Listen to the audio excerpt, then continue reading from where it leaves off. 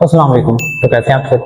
मेरे आप सब ठीक होंगे। अगर आप हमारे चैनल पे न्यू हैं तो हमारे चैनल को जरूर सब्सक्राइब और लाइक करें ताकि आने वाली वीडियो जो है आप तक पहुंच सके, आपको वो सबसे पहले जो है ना वो रिसीव हो। नेक्स्ट हमारा जो टॉपिक है वो हमारे पास है लेटेंट हीट या लेटेंट हीट ऑफ फ्यूजन। हमारे पास इस चीज को हम लोग देखते हैं कि लेटेंट हीट हमारे पास जो है ना वो क्या चीज होती है। तो ये आप लोगों ने याद रखना है कि लेटेंट हीट जो होती है ना, ये हमारे पास एक ऐसा प्रोसेस है जिसमें हम लोग क्या करते हैं, सब्सटेंस की जो है ना स्टेट को चेंज करते हैं। मीन्स सॉलिड को लिक्विड में और लिक्विड को जो है वो गैसियस स्टेट के अंदर। बट उसमें होना क्या चाहिए कि हमारे पास जो टेम्परेचर है वो रिमेन क्या रहना चाहिए, कांस्टेंट रहना चाहिए। उसमें कोई चेंजिंग हमारे पास नहीं आनी चाहिए। उसी चीज को आप लोग जो है वो लेटेंट हीट का नाम देते हैं। तो हम लोग यहाँ पे स्टडी करते हैं कि लेटेंट हीट हमारे पास क्या होता है। तो हमारे पास latent heat is the heat energy required to change the state of a substance without changing its temperature। के latent heat जो होता है ना वो हमारे पास एक ऐसा प्रोसेस है जिसके अंदर हम लोग क्या करते हैं, हीट एनर्जी रिक्वायर्ड होती है, ठीक है। और ये जो हीट एनर्जी रिक्वायर्ड होती है ना, ये किसी भी सब्सटेंस की स्टेट को क्या करती है, चेंज करती है। मींस लिक्विड को सॉलिड में, देन सॉलिड को लिक्विड में और लिक्विड को जो है वो गैसियस स्टेट के अंदर। लेकिन उसके अंदर ना एक कंडीशन है कि हमारे पास जो टेम्परेचर है उसके अंदर कोई चेंज नहीं आना चाहिए। अगर हमारे पास चेंज आएगा तो आप लोग लेटेंट हीट जो है वो फाइंड आउट नहीं कर सकते।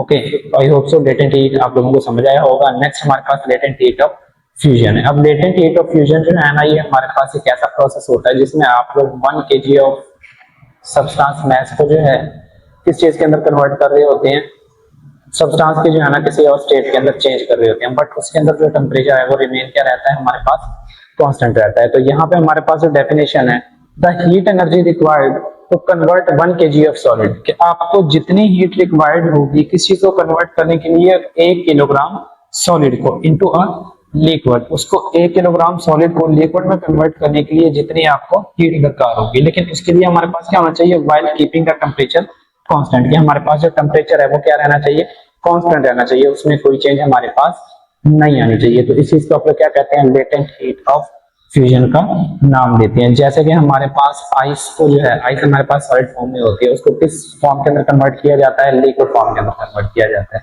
देन लिक्विड को हम अगेन किस चीज के अंदर कन्वर्ट कर सकते हैं, सॉलिड फॉर्म के अंदर कन्वर्ट कर सकते हैं।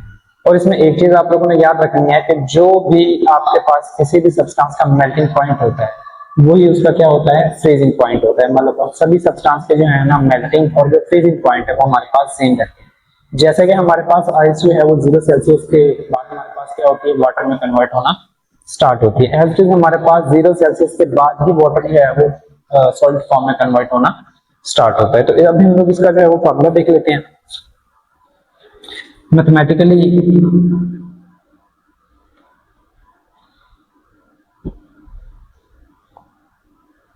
मैथमेटिकली जो है इसको राइट ऑन किया जाता है HF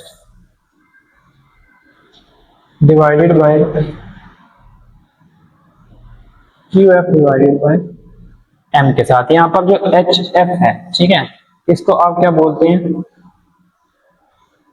लेटेंट हीट ऑफ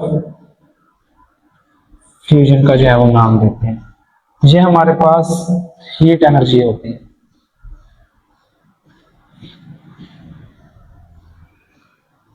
और ये हमारे पास जो है किसी भी सब्सटेंस का क्या होता है, मैस होता है। कितने भी सब्सटेंस को जो है ना आप लोग उसमें कन्वर्ट करना चाहते हैं। ओके, इसका जो SI यूनिट होता है हमारे पास,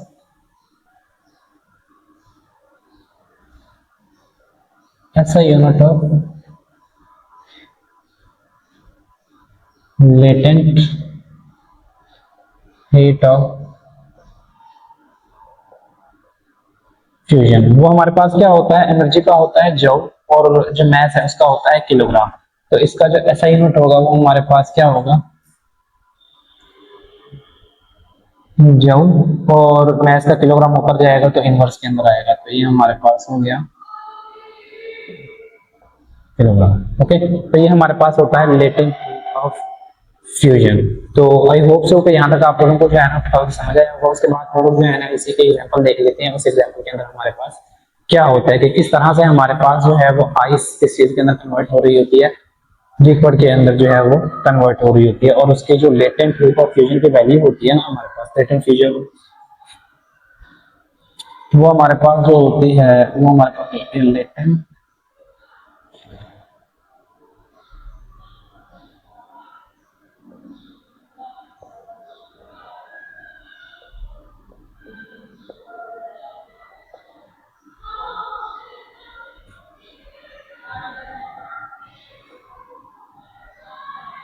आइस वो हमारे पास होती है 3.36 क्रॉस 10⁵ जॉल पर किलोग्राम। ओके, तो नेक्स्ट हम लोग जो है इसे आगे एक्सपेरिमेंट करते हैं, उसमें हम लोग देखते हैं कि किस तरह से हमारे पास ये हीट जो है कन्वर्ट की जाती है। एक्सपेरिमेंट है आपके टॉपिक का, ये आपको अपनी मैट्रिक की बुक के पेज नंबर 14 के ऊपर जो है ना वो मिलेगा, जहाँ पर एक्सपेरिमेंट नंबर 1 जो है ना आपके पास लिखा हुआ है। इस एक्सपेरिमेंट में हम लोग देखते हैं कि किस तरह से आइस को हम लोग किस में कन्वर्ट करें, वाटर के अंदर, देन उसको किस में कन्वर्ट कर रहे हैं, गैस के अंदर कन्वर्ट कर रहे हैं। मोस्ट इंपॉर्टेंट क्वेश्चन जो है ना ये आपके पेपर के पॉइंट ऑफ व्यू से भी है, जो कि न्यूमेरिकल के तौर पे जो है ना आ सकता है। ये हमारे पास इंपॉर्टेंट न्यूमेरिकल में वो हमें ये कहता है कि आपके पास ना ग्राफ दिया हुआ है, ठीक है। इसमें हमारे पास क्या होता है कि हमारे पास आइस है, आइस का जो इनिशियल टेम्परेचर है वो हमारे पास क्या है, -30 सेल्सियस है। इसको हम लोग क्या प्रोवाइड करते हैं, हीट प्रोवाइड करते हैं। जैसे ही हम लोग हीट प्रोवाइड करते हैं तो इसका टेम्परेचर जो है वो ड्रॉप करना स्टार्ट करेगा हमारे पास, क्योंकि ये मेल्ट होना स्टार्ट होगी, ठीक है। लेकिन हमारे पास 30 से और 0 सेल्सियस तक हमारे पास ये सॉलिड फॉर्म में ही रहेगी। आइस जो है वो सॉलिड फॉर्म के अंदर रहेगी, वो हमारे पास लिक्विड में चेंज नहीं होगी। लेकिन जैसे ही हम लोग 0 सेल्सियस के ऊपर आते हैं, तो 0 सेल्सियस के ऊपर आके हमारे पास क्या होता है कि जो आइस है वो किस में कन्वर्ट होना स्टार्ट होती है, वाटर में कन्वर्ट होना स्टार्ट होती है। लेकिन मेरे पास जो टेम्परेचर है वो रिमेन क्या है, कांस्टेंट है, ठीक है। यहाँ पर अगर हम देखें तो ये मेरे पास एक कांस्टेंट स्टेट आ रही है। यहाँ पर मेरे पास 0 सेल्सियस पे आए थे, वहां पे टाइम था T1, जो कि अप्रोक्सीमेटली हमारे पास जो है एक्सपेरिमेंट में 3.4 मिनट जो है वो लिया जाता है, ठीक है। यह हमारे पास आता है। तो ये हमारे पास T2 जो है, यहाँ पर जो टाइम आएगा वो हमारे पास 3.6, ये 3.6 है हमारे पास, ठीक है। तो हमारे पास 3.6 पे आने के बाद हमारे पास जो आइस है वो किसमें कन्वर्ट हो जाएगी, टोटल हमारे पास वाटर के अंदर कन्वर्ट हो जाएगी। और यहाँ से आपका जो है टेम्परेचर शूट आउट करेगा, और शूट आउट करते हुए कहाँ पे जाएगा, 100 के ऊपर जाएगा। जैसे ही हम लोग 100 के ऊपर आएंगे तो आपका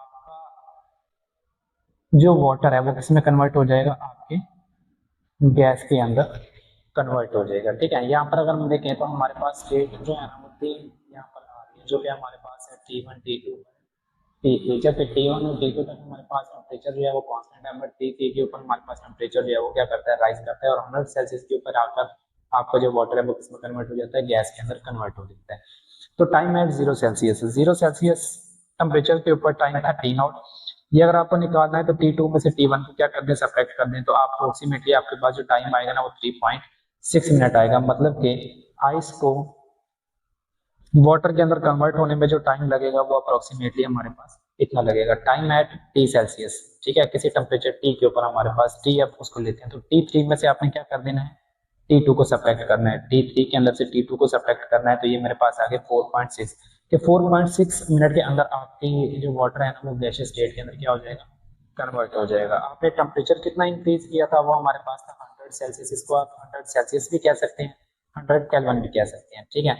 तो हमारे सब्सटेंस में जो हीट एब्जॉर्ब थी, तो हीट एब्जॉर्ब हमारे पास कितनी आएगी, delta Q is equal to M delta M C and delta T। M जो है वो मास ऑफ सब्सटेंस होता है, इसलिए हमारे पास स्पेसिफिक हीट कैपेसिटी होती है, जो कि प्रीवियस लेक्चर के अंदर हम डिस्कस करके आए हैं। और डेल्टा T जो है वो हमारे पास क्या होता है, टेम्परेचर होता है यहाँ पे।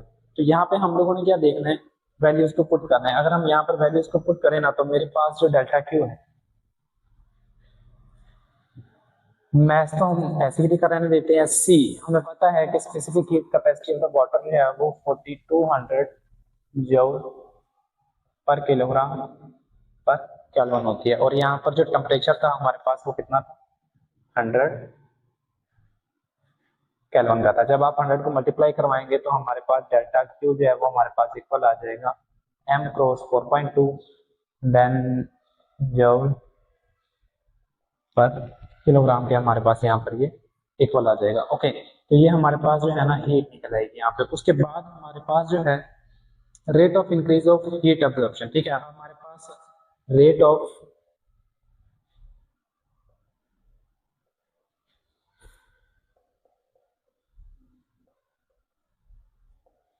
इंक्रीज द हीट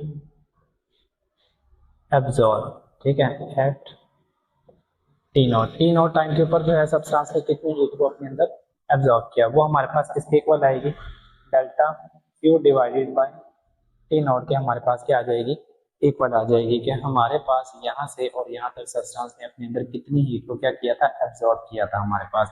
एंड हम लोग क्या कर लेते हैं, हीट एब्जॉर्ब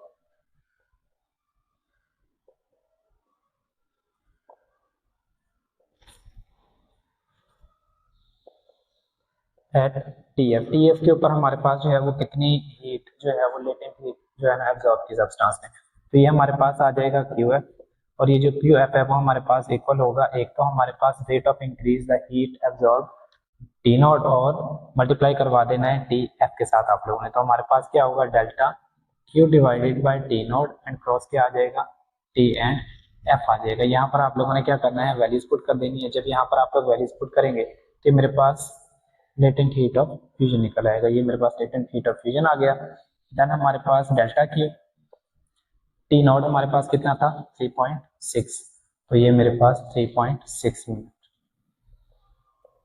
इसको मल्टीप्लाई करवाना है टी एफ के साथ, वो हमारे पास है 4.1 सेकेंड। देन आप लोग इसको मल्टीप्लाई करवाकर जब अपना आंसर निकालेंगे तो हमारे पास स्पेसिफिक हीट कैपेसिटी की जो वैल्यू आएगा उसकी लेटेंट,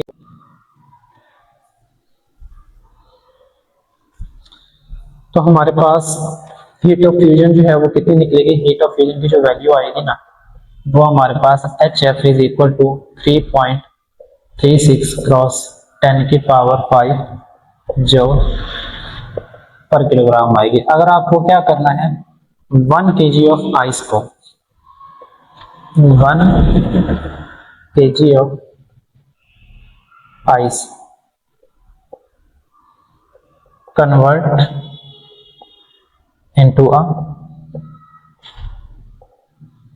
वाटर के, अगर मुझे 1 किलोग्राम आइस को जो है वो किसमें कन्वर्ट करना है, वाटर के अंदर कन्वर्ट करना है, तो आप लोगों को जितनी हीट रिक्वायर्ड होगी वो हमारे पास क्या होगी 3.36 क्रॉस 10 की पावर 5 जूल पर किलोग्राम। ठीक है, तो ये था हमारा topic latent heat of fusion के, हम लोग किस तरह से जो है वो आइस को वाटर में और वाटर को जो है वो आइस के अंदर कन्वर्ट कर लेते हैं। तो आई होप सो यहाँ तक आप लोगों को टॉपिक समझ आया होगा। मजीद अगर आपका कोई क्वेश्चन है तो आप कमेंट बॉक्स के अंदर छोड़ सकते हैं।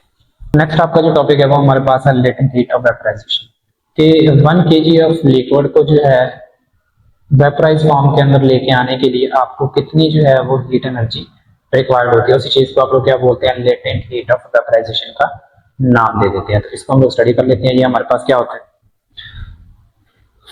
The heat energy need to change 1 kg of a liquid into a gas, कि हमारे पास जितनी हीट रिक्वायर्ड होती है किस चीज के लिए 1 kg ऑफ लिक्विड को किसके अंदर कन्वर्ट करने के लिए, गैस के अंदर कन्वर्ट करने के लिए, but at its boiling point without changing the temperature, लेकिन उसका जो बॉइलिंग पॉइंट है वो हमारे पास चेंज नहीं होना चाहिए, या टेम्परेचर जो है वो हमारे पास क्या होना चाहिए, चेंज होना नहीं चाहिए। इसी प्रीवियस टॉपिक के अंदर हम लोगों ने देखा कि सॉलिड को लिक्विड के अंदर जो है ना वो किस तरह से कन्वर्ट किया जाता है, तो यहाँ पे हम लोग देखेंगे कि लिक्विड को जो है आप लोग गैसियस स्टेट के अंदर किस तरह से कन्वर्ट कर सकते हैं। तो हमारे पास मैथमेटिकली इसका जो फॉर्मूला होता है वो हमारे पास होता है HV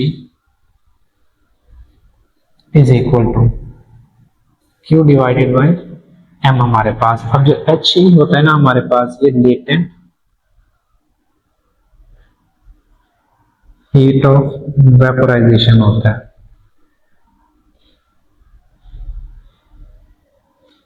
ये हमारे पास हीट एनर्जी होती है, जो हीट एनर्जी हम लोग सिस्टम को प्रोवाइड कर रहे होते हैं, और ये हमारे पास मास ऑफ सब्सटेंस होता है। ओके, तो इस फॉर्मूला से हम लोग क्या कर सकते हैं, लेटेंट हीट ऑफ वेपोराइजेशन को जो है वो फाइंड आउट कर सकते हैं। इसके बाद इसका जो SI यूनिट है वो हमारे पास जूल पर किलोग्राम होता है। ठीक है, जो कि हमारे पास लेटेंट हीट ऑफ उसका सॉलिड्स का जो है ना हमारे पास होता है। तो हमारे पास latent heat of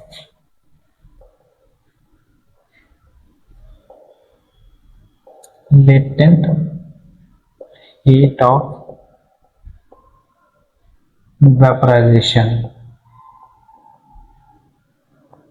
of 1 kg of liquid